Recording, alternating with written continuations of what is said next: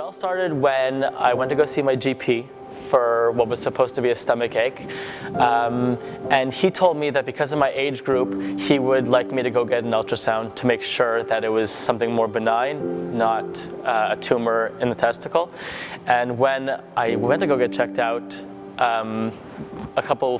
maybe a month later, I saw the person working at the ultrasound clinic told me that it was a mass inside the testicle and that I'd have to have the testicle removed within a couple days.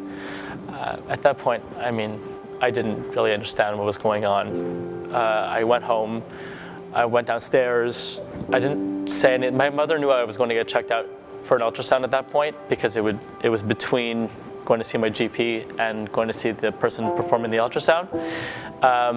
And I remember I came home and I went downstairs and I didn't say anything to her, and she kind of anticipated that it wasn't a good sign.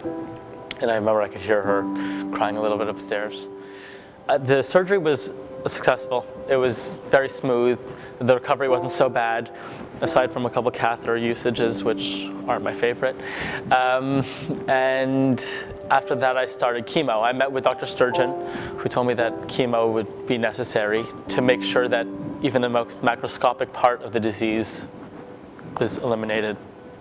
The chemo starts off in a really slow kind of way. It's not so bad. You're mostly getting used to putting a needle in your arm, sitting in the chair for a few hours a day, and by a few I mean 6. And then the side effects start coming in maybe 2 weeks later. You start losing your hair. You start feeling really ill. I was in chemo for about 3 months. The end was certainly harder than the beginning, but I was glad that it was the end. I waited for some test results after that, just getting ready to maybe have a surgery. Now they told me that there was a 30% chance that I'd have to have the surgery, so I really had my heart set on not having it. And I remember waiting in extreme anticipation for that day. And it turned out that I had to have the surgery. And that's one part of treatment that's really difficult, is the uncertainty. And you're never really sure that it's over, or that it's your last treatment, or if it's your last surgery. And finding out that you have to have more surgery it's heartbreaking. After the surgery, it was supposed to take a long time to recover, especially because the incision was so big. But I actually ended up recovering in about a month, because I really wanted to go to Australia.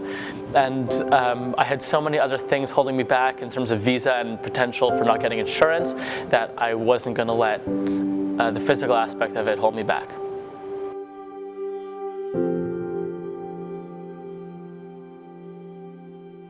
Fast forward 4 years, I'm in med school now at University of Montreal, and I plan to be an oncologist if I can be. I stay active, I try to take care of my body as much as I can, and I realize that there's a lot to life, a lot more to life than studying, which is a big change for me, and I really value life a lot more, I think.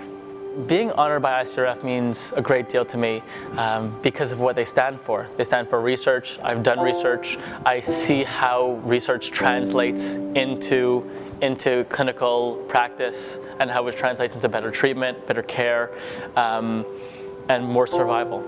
So for me, being honored by someone by an organization that's so focused on that means a lot.